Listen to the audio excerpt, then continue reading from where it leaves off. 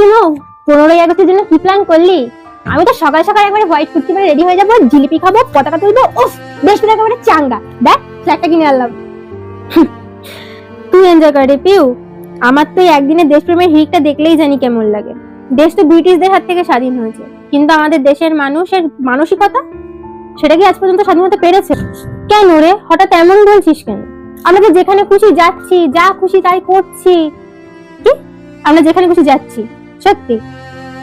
আরে যে নেতাজি সুভাষচন্দ্র বসু নিজের রক্ত দিয়ে আজাদ হিন্দ ফৌজ বানিয়ে দেশের স্বাধীনতার জন্য নিজের জীবনটা দিয়ে দিলেন, আজ সোশ্যাল মিডিয়ায় কিছু শ্রেণীর মানুষ তাকে কিনা কুৎসিত ভাষায় গুন্ডা, দেশদ্রোহী এসব বলে অপমান করছে।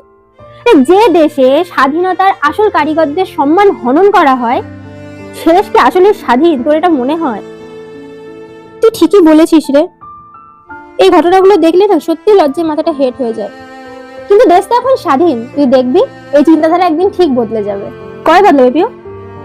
যখন আমাদের ঘরের মেয়েরা আরো বেশি বেশি করে লাঞ্ছিত হবে তবে। আজ সূর্য ডোবার পরে তুই একা একা সাহস করে বেরোতে পারিস রাস্তায়? আজও টিউশন বা অফিস থেকে ফিরতে রাত 8টা বাজলে না আমাদের মায়েদের বাবাদের বুক দূর দূর করে। আজকে যখন আমরা জিলেপি লাড্ডুকে সেলিব্রেট করছি, ঠিক সেই সময় এই দেশেরই অন্য কোনো প্রান্তে কোনো মেয়ে, কোনো বোন পশুর মতো অত্যাচারের শিকার হচ্ছে। মানে বাড়িতে, রাস্তায়, কর্মক্ষেত্রে কোথাও মেয়েরা সেভ নয় ভাই, কোথাও মেয়েরা সেভ নয়।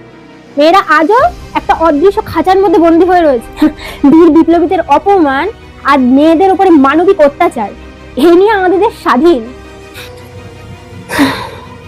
তুই এই সমাজের আসল সত্যিটা চোখে আঙুল দিয়ে দেখিয়ে দিলি রে মোর।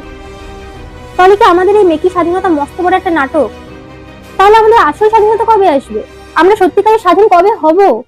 15ই আগস্ট লাল কেল্লায়, ভারতের বিভিন্ন জায়গায় পতাকা উঠবে, দেশ জুড়ে স্লোগান হবে, কিন্তু আমাদের এই দেশ সত্যি সত্যি সেদিনই স্বাধীন হবে যেদিন আমরা আমাদের দেশের বীর বিপ্লবীদের সঠিকভাবে সম্মান করতে শিখব, যেদিন এই দেশের প্রতিটা মেয়ে মাঝ রাস্তায় সম্পূর্ণ স্বাধীনভাবে বুক ফুলিয়ে বাঁচতে পারবে।